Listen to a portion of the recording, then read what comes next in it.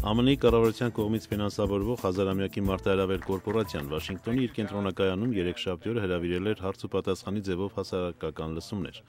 Կորպորացիան, որն աշխարհի տարբեր երկրներում աղքատությունը վերացնելու համար հատկացումների ծավալները որոշում է հաշվի առնելով տվյալ երկրի կառավարման մարմինների աշխատանքը և ստացված արդյունքները, հավաքին մասնակցելու համար Վաշինգտոն էր հրավիրել այդ երկրներում մարտահրավերի ծրագրի տնօրեններին և փոխտնօրեններին։ Ինչպես կորպորացիայի գլխավոր գործադիր կառավարչի պաշտոնակատար Դարիոս Մանն ասաց, այսօր շատ կարևոր է, որ հետագա աճ ապահովելու, բաց շուկաներին զարկ տալու, մարդկանց կենսամակարդակը բարձրացնելու նպատակով տեղերում կորպորացիան ունենա անհրաժեշտ բոլոր կարողությունները, հնարավորություններն ու գիտելիքները։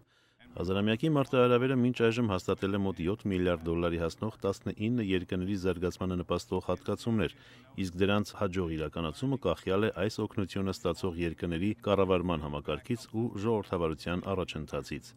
Իսկ ինչ է կարծում հավաքին մասնակցելու նպատակով Հայաստանից Վաշինգտոն ժամանած Հայաստանի ծրագրի տնօրեն Ալեքս Ռասինը։ Արդյոք Հայաստանում այսօր կա կառավարման ու ժողովրդավարության ուղու վրա այնպիսի ձեռքբերում, որը թույլ տար վեր սկսել հունիս ամսին կայացված որոշման համաձայն ճանապարհաշինության դադարեցված ֆինանսավորումը։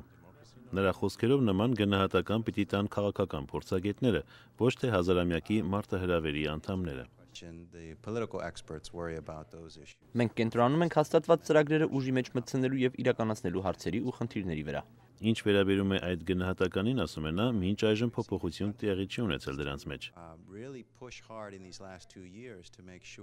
Սակայն կարծում եմ, որ այս պահին ամենամեծ ուշադրությունը պետք է կենտրոնանա այս հնգամյա ծրագրի մնացյալ 2 տարվա ընթացքում ոռոգման համակարգը վերականգնելու աշխատանքների և գյուղական համայնքներում բնակվող մարդկանց օգնելու վրա։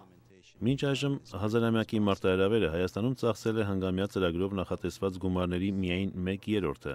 Մնացյալ 2 տարում կհասցնի արդյոք այն իրացնել մնացյալ 2/3-ը։ Հայաստանի ծրագրի տնօրեն Ալեքս Ռասինն ասում է, որ նման ծրագրերը սովորաբար իրենց ամենագործուն հունի մեջ են մտնում վերջին տարիների ընթացքում, քանի որ առաջին ժամանակներն ավելի շատ անցնում են կազմակերպչական ու նախագծային աշխատանքներ իրականացնելու վրա։ Իսկ թե այն հարցին, թե ինչու մինչ այժմ չի հրապարակվել 2 տարի առաջ Հայաստանի նախկին նախագահ Ռոբերտ Քոչարյանի կողմից հազարամյակի մարտահրավերին հղված նամակը, Ալեքս Ռասինն ասում է, թե հազարամյակի մարտահրավերը հրապարակում է իր կողմից հղված նամակները և դրանք զետեղում նաև իր ինտերնետային էջում, սակայն տվյալ երկրի իշխանություններն են կայացնում այդ երկրի նախագահի նամակները հրապարակելու կամ չհրապարակելու որոշումը։ Արամ Վանեցյան, Ամերիկայի ձայն, Վաշինգտոնից։